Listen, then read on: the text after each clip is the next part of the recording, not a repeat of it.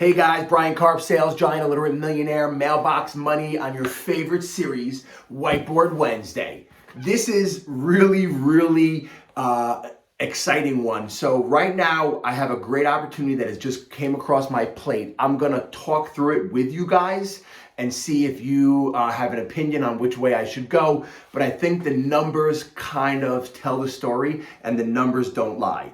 So as you know, Jessica and myself are big time real estate investors and we believe in buy and hold real estate. So one of the first properties we ever purchased, and we don't consider this in our personal Karp family portfolio, but it is another one of our rental properties. And the reason why we don't consider it in the Karp family portfolio is we actually have a partner in it and we have leverage on it. And as you guys know, I really don't believe in leverage all that much, even though I'm starting to redo the portfolio and bring in a small piece of leverage. But this property has been a property that we've had since 2009 or 10. So we've had it almost 12 years, which is insane. It was one of the first properties we ever purchased. And I'll tell you the story of it, and then we'll go into the whiteboard, if we should keep it, if we should sell it, and the amazing opportunity that is in front of us today. Our partner on this property is my brother, and I always say the only ship that doesn't sail is a partnership. And in the Karp family portfolio, the only ones who own those properties are Jessica and myself. It's very easy to get decisions done. All I gotta do is speak to her about it instead of having to get board approval. But my brother's a great partner. He lives in London and he runs a hedge fund. So he's very much hands off and says, Sales Giant, deal with it. So this is the opportunity. We bought the house. I'm going to say it was 2010 that we bought the house, right? So we bought the house in 2010.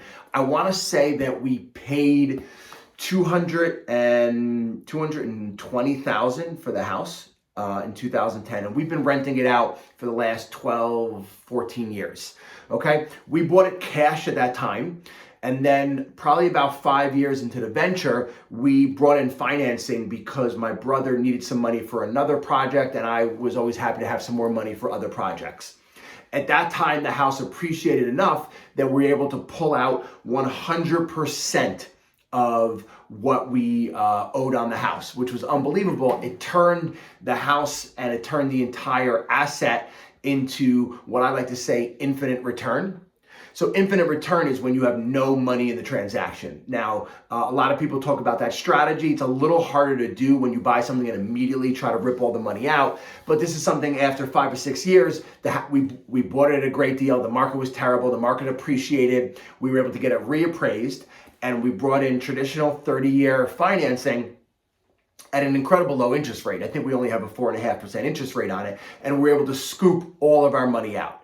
So the nice thing at that time is both my brother and myself got reimbursed 100% of the money that we put into the house, which was $220,000, which was $110,000 each. And I was super scared about buying one of my first rentals, so I made us have an emergency fund just for that rental, which today we have a big emergency fund for the whole portfolio, but we don't have individual ones for every single house.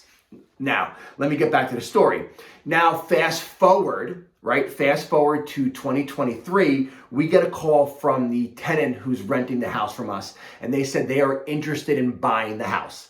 Now, normally I would never be interested in selling these houses because these are my cash machines that, feed myself and the boys and Jess, and our lifestyle is our passive income off of our portfolio. But this one is interesting because A, I have a partner in it, and B, right, we have no money in the transaction, okay, because we pulled all our money out.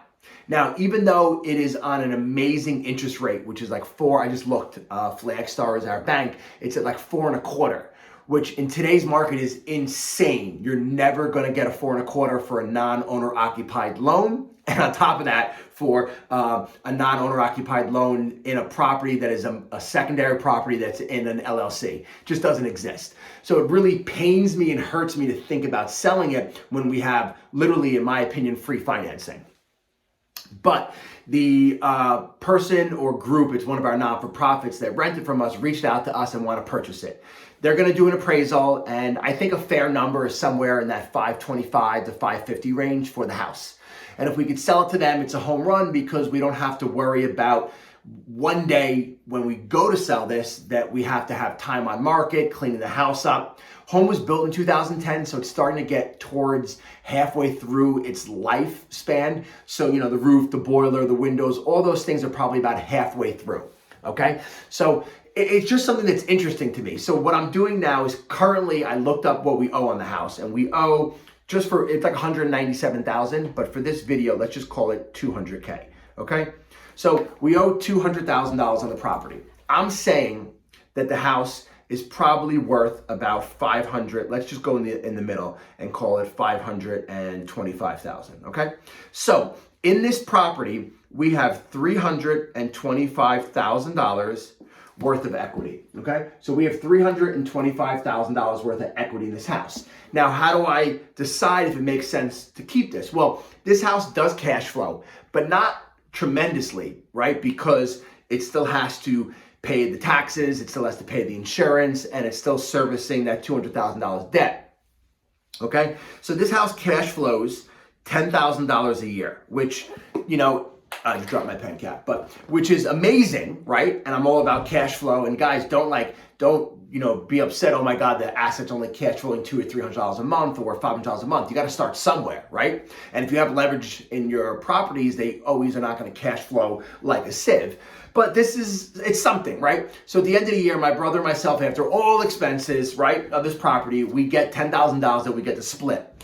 What I have to look at is that there is $325,000, right, of our equity stuck in this property.